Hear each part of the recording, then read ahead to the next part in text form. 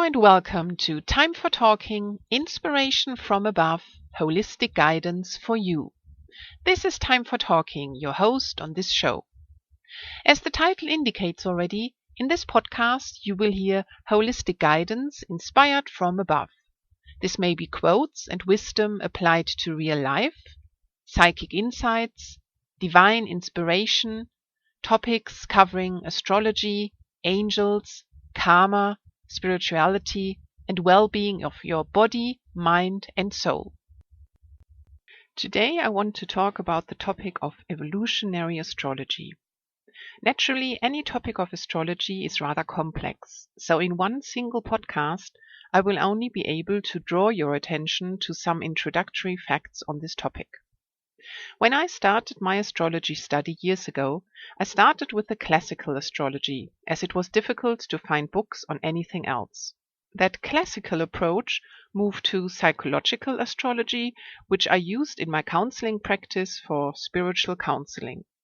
Then I came across evolutionary astrology from Jeffrey Wolf Green, who wrote 2 Pluto books on which this field of astrology is based. This simply blew my mind away, as it fit even more to everything in life than even any ordinary astrology could already. This field is based on the evolution of our souls, working from the premise that there are only 2 desires within us and leading us through our days: the desire to separate from the source and the desire to return to the source. So separating from the source is doing whatever, getting whatever, the house, the car, the job, the partner, etc., which we do until our wish to return to our source grows bigger and bigger, by which moment we will change our life and live more purposefully. Evolutionary astrology looks primarily at Pluto in a chart, as it represents our soul from past and the current lifetime. The moon would show the character from our past life, so something we are quite good at already due to living it an entire lifetime before already. The south node shows the plot of our past life, and the ascendant the school of our learning in this lifetime. All in combination with the sign the planets are in and their location by house and aspect gives specific details on the current but also past lives already. In this lifetime we'll be experiencing all according to these, as these ingrained details from our past life will be coming through immensely, mainly at least up until the age of about 30, due to a Saturn return that is happening then. If we live longer, from then onwards we are more likely to be working towards our evolutionary goals for this lifetime. Those can be seen in the Pluto polarity point, which is the sign and the house opposite of the natal Pluto placement. Also in the North Node, opposite of the South Node, the ascendant on its own, and the Mars polarity point, which is the sign and the house opposite of the natal Mars placement. But it's important to understand that our goal wouldn't be to go or switch, say, from the Pluto to the polarity point. That wouldn't even be possible.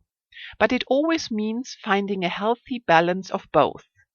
There is this great phrase for this: it's not either or, it's both and more. Uranus shows our past traumas and Neptune how to connect with the source. Then there is the amazing phenomena of skipped steps in a chart, which means that there are square aspects to the nodes. The planet forming such aspect shows this skipped step, and one can find out a way how to deal with this.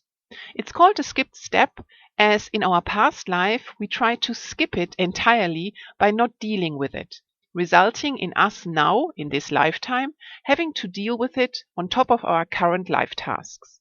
Another great bit of evolutionary astrology is the fact that it's working with archetypical astrology, which means that each house exists in the natural zodiac as well, with it being first house Aries, second house Taurus, third house Gemini, and so forth. So when looking at a chart with its individual houses, one takes this fact always into account as well. So any planets in the first house, say Pluto for example, no matter what the ruler of the natal first house, could also be, in addition, understood as that planet, in our example Pluto, conjunct Mars, as Mars is the natural ruler of the natural first house zodiac. And if Pluto were in the second house, that could also be understood like a Pluto-Venus conjunction, as Venus is the natural ruler of the natural second house, and so forth.